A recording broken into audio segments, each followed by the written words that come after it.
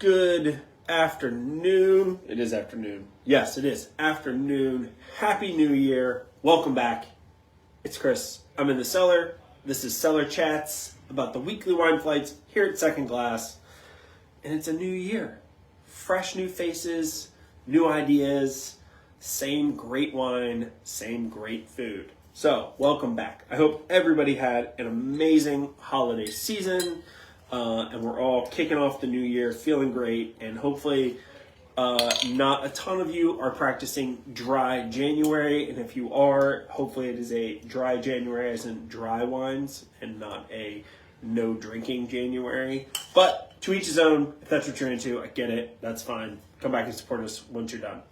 This week we are doing a little French Freshies for the new year. We're going to kick it off in the Loire Valley with Domaine Salvard, their Sauvignon Blanc. Then we're going to head on over to Beaujolais for a little Gamay from Domaine Charnay. And then we're going to head just a little south to the Rhône and do a little Côtes-du-Rhône from Duc. Just some easy drinking, lovely wines to kick off the new year with the first flight of the year here at Second Glass. And tonight is the first night they're open in the new year. So, very exciting. Hopefully you all come out and support them and get some great flights and some food, either tonight, tomorrow, Friday, whatever day it happens to be. So, again, this is Le Petit Salvard. Domaine Salvard is the producer, based in the Loire Valley. Just one of those classic traditional producers that, this is in the Kermit Lynch portfolio, who is, world-renowned importer of great wines, really kind of set the standard for importing into the U.S. back in the 70s and 80s, as far as like when it comes to dedicated to quality. And Salvard is kind of like, it's these types of wines in the Kermit Lynch book that I think really showcase what a great importer he is. And what I mean by that is that he has some amazing producers that make world-class, some of the greatest wines from their respective regions. But it's these kind of like everyday, the French might call like bistro wines or table wines that just over-deliver for what they are. They're high quality, they're readily available, they're not crazy expensive. This is the style of wine that I think just shows how great of an importer the Kermit Lynch company is. 100% Sauvignon Blanc, again, from Loire. Clean, fresh, a little citrusy, a little bit of minerality to it.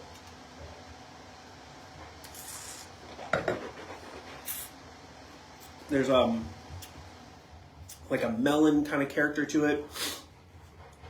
Definitely has a touch of like gooseberry, grapefruit, but not New Zealand-like grapefruit. To me, this is more like a kind of like a juicy grapefruit flavor and not like an uber tart grapefruit. Just a really lively, fresh wine to kick off the year, kick off a beautiful afternoon after we've had some crazy weather over the last 2 days. But today it is sunny and a little chilly, what I would consider to be a perfect January day. Again, that is Le Petit Salvard, their Sauvignon Blanc. Now we're heading from the Loire. We're going to head east and south to Beaujolais. Sorry, I had to think about that for a second. I did say the correct direction, east and south, yes. And this is Domaine Charnay. These guys are based all the way at the very bottom of Beaujolais. So if we're kind of looking at a map, you've got, Burgundy kind of runs, we got top of Burgundy up here. Sorry, make sure it's within frame here. Top of Burgundy up here, runs down. You go all the way down. The very bottom of Burgundy is Beaujolais, and at the very bottom of Beaujolais is where Domaine Charnay is. So they're really just north of the northern Rhône. A lot of people don't realize that Beaujolais and the Rhône are quite close to each other, as far as if we look at it on a map. And that's where these guys are located.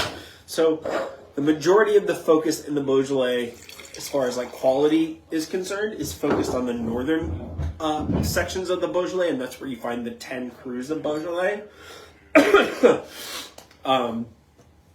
But this area down at the bottom has a long history of really great growers, and they have been really pushing in the last couple of decades to kind of revamp their reputation as being capable of producing great quality wines just like the northern reaches.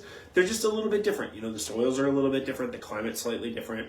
But Domaine Charnay, much like Salvard, you know, stylistically, just represents great quality of wine for easy drinking. I mean, it's January. If you're not doing the dry January thing, you're probably looking to stay on a budget, and these are great wines to do that. And being able to taste these here, you know, over the next, you know, several days to check them out and then maybe get a few bottles for your house is not a bad idea, but I could be biased. Red fruits, a little cranberry, pomegranate, touch of strawberry.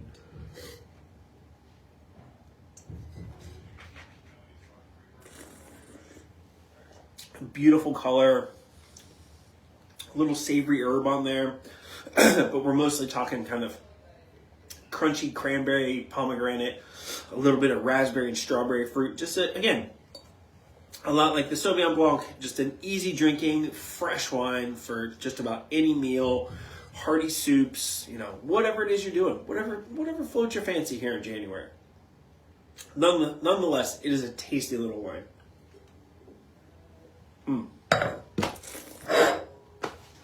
Okay, again, that was Domaine Charnay, their Beaujolais, 100% Gamay.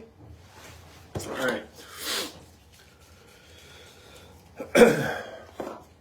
And then, last but not least, the Saint-Duc Famille Gras, their Les Vieilles Vignes Côtes-du-Rhône. Mostly Grenache, I want to say about 80% Grenache.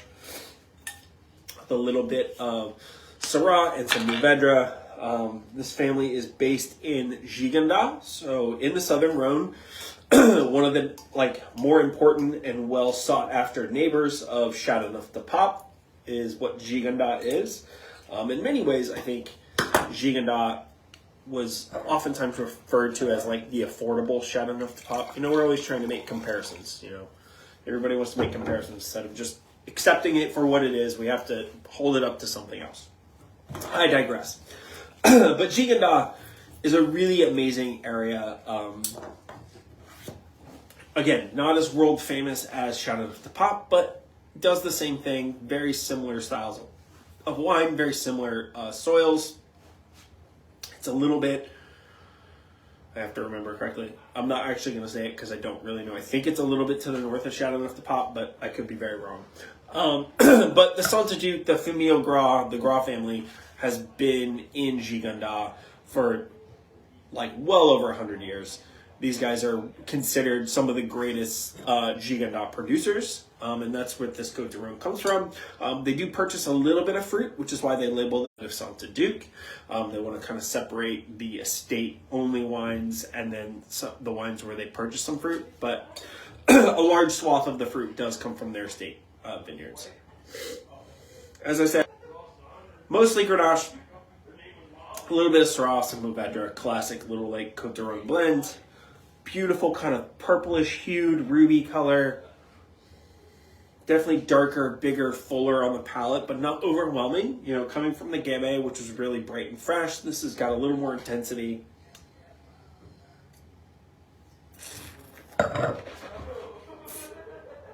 Oh, man.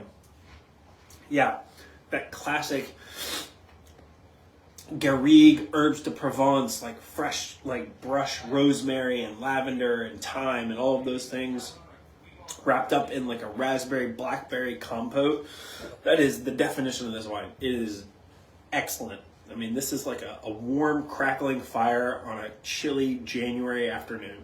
That's all you need to know. It's delightful. You need to have it. You should taste it. You'll love it. Please come out. Have some wine. Bring your friends. Enjoy yourself.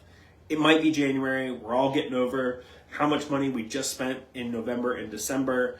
But life goes on. Keep enjoying it because it doesn't last forever. Till next week. Thank you guys. See y'all later.